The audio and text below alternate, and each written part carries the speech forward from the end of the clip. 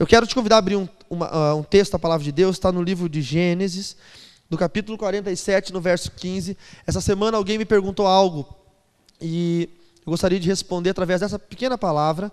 Os irmãos que nos assistem, Deus os abençoe na internet, irmãos de vários países que nos assistem, nós temos uma audiência fenomenal, já estamos com mais de 200 mil pessoas que assistem o nosso culto, não diariamente, mas que assistem o canal virtual da igreja todos os dias, durante as semanas e os meses. Deus abençoe os irmãos de Portugal, da TV Enlace de Portugal, muito obrigado pela audiência de vocês aí em Portugal. Nós temos 4 programas semanais pela TV Enlace. Deus abençoe todos vocês, é uma honra e um prazer estar ministrando a palavra a vocês, nossos irmãos de Portugal e da Europa, tantos irmãos espalhados pela Europa. Também Deus abençoe o pastor Ismael,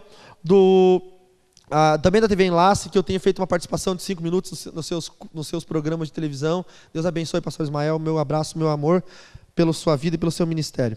O livro de Gênesis, capítulo 47, verso 15, diz assim, se você não achou, está ali na tela, diz assim: acabando-se, pois, o dinheiro na terra do Egito e na terra de Canaã. Olha para o seu irmão e diga assim: o dinheiro acaba na casa dos ímpios. Diga, entenda que é o Egito. E na casa dos crentes. Diga, entenda que é Canaã. Olha, Canaã simbolizava o povo de Israel e o Egito simbolizava os que odiavam a Deus. Então o texto fala: acabando-se, pois, o dinheiro na terra do Egito e na terra de Canaã, vieram todos os egípcios a José, dizendo: dá-nos pão, porque morreremos em tua presença, porquanto o dinheiro nos falta. E essa semana, alguém me perguntou uma coisa. Um crente, ele estava indignado com a sua posição no reino de Deus. Ele me disse: pastor, não um crente da nossa igreja, uma pessoa de outra cidade, me contactou pela internet e mandou essa pergunta: pastor, eu sou crente, sou fiel, amo a Deus, faço boas obras, trabalho na igreja, sou levita, mas eu estou passando uma prova financeira terrível. E eu tenho um colega meu de trabalho que é ímpio, trabalha no mesmo setor do que eu, ganha supostamente o mesmo salário do que eu, e está vivendo uma vida extraordinária. Todo dia ele conta uma vantagem. Todo dia ele chega com uma vantagem nova, uma viagem que ele vai fazer, um lugar que ele foi, algo que ele comprou. E ele falou: por que Deus não está olhando para mim? E a minha resposta foi mais ou menos isso que eu vou dizer a vocês. Não é que Deus não estava olhando para ele. Talvez ele estivesse invisível para Deus. A palavra de Deus diz que o Senhor certa vez olhou para a terra e procurou um justo, e não encontrou um sequer. Não é que não existiam justos na terra. Deus não o encontrou. A Bíblia não fala que não havia justo na terra. A Bíblia fala que Deus não os encontrou. Porque o livro de Jó diz que Jó era justo perante Deus. Então por que quando Deus olhou para a terra não viu Jó e encontrou Jó? Existem pessoas boas, existem pessoas justas, existem pessoas que temem a Deus e que fazem a vontade do Senhor, mas que se tornam invisíveis a Deus e não deixam Deus os encontrar.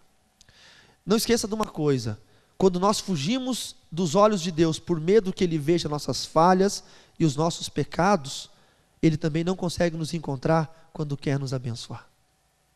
Tem muita gente que tem medo de Deus. Quando Deus encontrou Adão no jardim, depois ele comeu o fruto do conhecimento do bem e do mal, ele estava nu, escondido atrás de uma moita, e Deus olhou no jardim e Deus falou: Adão, cadê você? E Adão estava atrás de uma moita, ele levantou a mão: estou aqui. Por que você está aí, rapaz? Eu estou nu, estou com vergonha. E Deus disse: por que é que você está com vergonha se você não tinha isso antes de eu ir embora ontem à tarde? E ele falou: eu desobedeci, eu fui desobediente. Entenda uma coisa, meu amado: a desobediência nos faz ter medo de Deus, mesmo que inconsciente. Adão disse para Deus que estava com vergonha porque estava nu, mas a grande verdade é que ele estava se escondendo de Deus. Muita gente fala: ai, eu não vou na igreja porque eu já estou faltando há um mês, o que os irmãos vão achar? Esse é o motivo. Na verdade, esse não é o real motivo. A verdade é que eles estão se escondendo de Deus. Muitos dizem: eu não vou mais falar para aquele parente sobre Jesus porque eu já estou enchendo ele de tanta coisa. Na verdade, você não tem medo de encher ele de tanta coisa, você está com medo de Deus. O medo de Deus nos faz nos esconder de Deus, e quando nós nos escondemos de Deus, tanto a ira de Deus parece que nos enxerga, mas também as bênçãos de Deus não nos alcançam. Acabou-se o dinheiro, pois, na terra do Egito e na terra de Canaã. Não tinha mais dinheiro na casa do ímpio, mas também não tinha mais dinheiro na casa do crente. Escutem o que eu vou lhes dizer. Se faz alguma coisa ruim, tanto o crente quanto o ímpio vai ter que pagar pelo que fez. Se o mal aconteceu na casa do crente, também acontece no ímpio. Mas se a bênção acontece na casa do ímpio, também acontece na casa do crente. E nós temos um problema, e preste muita atenção no que eu estou lhe dizendo. Nós temos um problema de imaginar que a chuva só cai sobre nós. A tempestade, o raio, só está caindo na minha casa. É só o meu telhado que vai sair voando. É só a árvore da frente do meu quintal que vai cair em cima da minha casa. Quando a tempestade bate, nós temos a mania de pensar que só está acontecendo conosco, mas está chovendo sobre todo mundo. Essa é a verdade. Essa é a verdade. Quando acontece uma coisa ruim, nós achamos que só está acontecendo conosco. Mas semelhantemente, quando acontece uma coisa boa, nós também achamos que só está acontecendo com a gente. Esquecemos de ver que muitas outras pessoas também estão sendo abençoadas. Deixa eu lhe dizer uma coisa. Quando nós nos escondemos de Deus, uma maldição vem sobre nossas vidas. O devorador entra e toma tudo que é nosso. Eu estou falando sobre desobediência. Verso 16. E José disse: dai o vosso gado, e eu vô-lo darei por vosso gado, se falta o dinheiro. 17 diz: então trouxeram o gado a José, e José deu-lhes pão em troca de cavalos, das ovelhas, das vacas e até mesmo dos jumentos. E os sustentou de pão aquele ano todo por seu gado. Sabe o que aconteceu? A pessoa que tem medo de Deus, a pessoa que é medrosa, que tem medo de ouvir a voz de Deus, tem medo de fazer o que Deus está mandando, que tem covardia no seu coração, a pessoa que é rebelde, que é desobediente, ela acaba perdendo tudo o que tem. Escute o que a Bíblia fala. Eles trocaram tudo, gado, ovelhas, cavalos, jumentas, as vacas, tudo por pão. Só que tem um detalhe, a vaquinha de leite, você tira o leitinho dela, toma, no outro dia pode voltar lá que ela tem mais leite para te dar. Mas se você trocar a tua vaquinha por um pedaço de pão, você come o pão hoje, amanhã não tem mais. Não tem mais. Eu sou muito contrário, irmãos que estão passando por dificuldade, vender coisas que têm. Eu sou contrário. Eu estou passando por uma dificuldade, eu vou vender meu guarda-roupa, eu vou vender minha geladeira. Você vai vender, vai comer, vai acabar a comida vai virar fezes, você vai eliminá-la, e a tua geladeira nunca mais vai voltar. Veja o que diz o verso 18. E acabado aquele ano, vieram a ele no segundo ano e disseram-lhe: não ocultaremos ao meu senhor que o dinheiro é acabado. E o meu senhor possui os animais, nenhuma outra coisa nos ficou diante da face do meu senhor, senão o nosso corpo e a nossa terra. E o verso 19 diz: por que morreremos diante dos teus olhos, tanto a nós como a nossa terra? Compra-nos a nós e a nossa terra por pão. E nós e a nossa terra seremos servos de Faraó. Olha para o irmão e diga: o Egito simboliza o mundo. E diga: Faraó simboliza o diabo. Olha que pesada essa palavra. A pessoa desobediente, medrosa, que não quer ouvir a voz de Deus, que se esconde de Deus, ela começa a perder tudo o que tem, e no final de que perdeu tudo o que tem, acaba dando a si mesmo em troca de comida. O que eu quero te convidar? Quero te convidar a ser sensível à voz de Deus. Sensível à voz de Deus.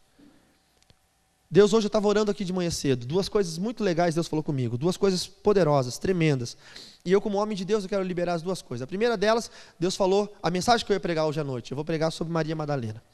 Agora, a segunda coisa que Deus falou para mim nessa manhã de joelhos aqui no altar da igreja foi: existem irmãos que não estão trazendo seu dízimo porque tem medo que vai faltar.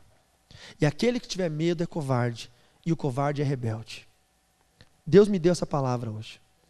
E quando Deus me deu essa palavra, eu disse: Senhor, eu só posso entregar essa palavra à igreja. E eu estava orando, e eu não ia tirar oferta. É o Michael que tira oferta quinta-feira, vocês sabem disso. Vocês vêm toda quinta-feira é o Michael que tira oferta. E o Michael chegou para mim e falou assim: pastor, o senhor tira oferta hoje? Eu falei: tiro. Então eu não tinha um texto preparado, fui ali, dobrei meu joelho e disse: Senhor, o que o senhor quer falar com a igreja? Confirma. E o Senhor me deu esse texto. E eu disse: é o Senhor que está falando com a igreja. Aponte, coloca a mão no seu coração, fala assim: o Senhor está falando comigo hoje. Existe um texto da palavra de Deus que diz assim: quando Deus falar ao vosso coração, não endureça o seu coração. Então, não endureça o seu coração e ouça. Se você porventura tem sido infiel a Deus, seja fiel no mês de maio. Volte à fidelidade a Deus. Volte ao caminho da fidelidade. Sabe por quê? Porque antes de você chegar naquela porta que você precisa que seja aberta, a tua fidelidade vai chegar primeiro. Porque antes que você chegue lá naquela clínica que você precisa fazer um tratamento, a tua fidelidade vai chegar primeiro. Que antes que você chegue naquele lugar que você precisa ir, a tua fidelidade vai chegar primeiro. Entenda uma coisa, a fidelidade a Deus é o nosso cartão de visitas. Ela aparece primeiro e nós vamos atrás. A fidelidade vai abrir portas, porque esse é o ano da fidelidade. E Deus está peneirando quem é fiel e quem não é fiel. Deus está mostrando quem é e quem não é.